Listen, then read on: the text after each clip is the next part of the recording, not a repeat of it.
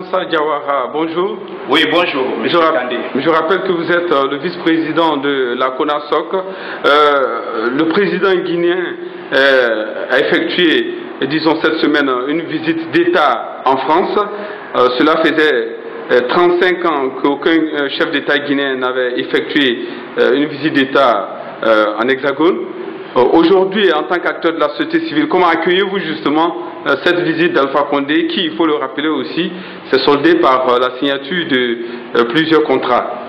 Effectivement, comme vous le dites, c'est un honneur pour la Guinée. Honneur parce que la Guinée a été choisie parmi tant de pays africains. Et aussi, deuxièmement, c'est important parce qu'il y a eu signature de 9 projets, et 9 projets dans le cadre non seulement des mines, de l'électrification, des déchets, des origines crédits, et dans beaucoup de domaines, surtout le transport. Je crois que si ces accords sont réalisés, je pense que ça va être un plus au développement de notre pays. Donc ça veut dire que la visite n'a pas été inutile, ça a été vraiment fructueuse pour la Guinée pour ces deux raisons. Alors, le chef de l'État, au cours de cette visite d'État, a accordé plusieurs interviews à nos confrères français, notamment de Libération et de la radio RFI. On entend le chef de l'État dire dans un entretien avec RFI justement que c'est aux Guinéens de décider par rapport à l'éventualité d'un troisième mandat ou à la modification de la constitution guinéenne. Est-ce que tout cela ne vous inquiète pas, le fait que le chef de l'État continue d'entretenir le flou sur l'éventualité d'un troisième mandat? Bien, pour ma part, je crois qu'il n'y a pas de flou. C'est qu'il faut éviter les faux fuyants. Aujourd'hui, nous avons une constitution qui est claire là-dessus, qui dit qu'il y a pour chaque comment on appelle, président, il y a 2 mandats. Un premier mandat renouvelable une seule fois. Je crois que nous devons nous en tenir à ça.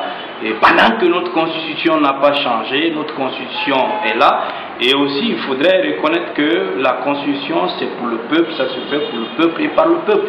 Si aujourd'hui, notre constitution est là, je pense que nous devons la respecter et arrêtons de parler d'un troisième mandat.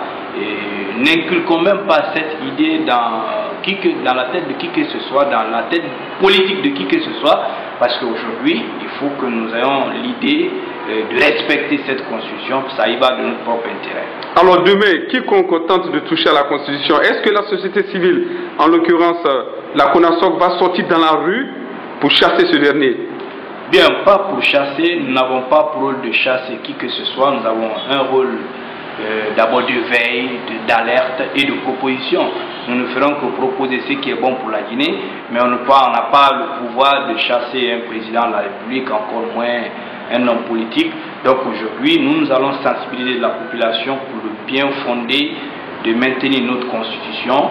Et si par moment, après les différentes lectures, il y a des points que nous pouvons changer, il n'y a pas de problème. Mais pour le moment, nous n'avons pas à l'idée, nous ne sommes pas chauds pour une transformation, pour en tout cas changer la constitution guinéenne. Admettons qu'il y ait cette velléité justement de changer la constitution pour un troisième mandat et que l'opposition justement appelle la société civile à se joindre à elle pour notamment battre le pavé et dénoncer cette tentative.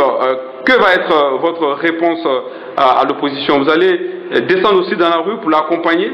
D'abord, l'opposition ne nous appelle pas, ce n'est pas l'opposition d'appeler la société civile de descendre dans la rue, c'est sur la seule initiative de toutes les personnes qui parlent de société civile, parlent de beaucoup de plateformes, c'est sous la seule initiative des plateformes de la société civile que nous allons donc adhérer à la chose, mais pas du parti politique. Et deuxièmement, il faudrait aussi reconnaître que dans notre idée, chassons encore une fois pour toutes l'idée de troisième mandat, parce que nous, j'ai dans ma tête cette conscience de refoulement, je n'admets en aucun cas cette idée de troisième mandat, donc je n'ai pas même à me préparer pour quoi que ce soit pour ça. Merci beaucoup M. Ansa Kourouma d'avoir répondu, M. Ansa Diawara d'avoir répondu à nos questions. À moi de vous remercier.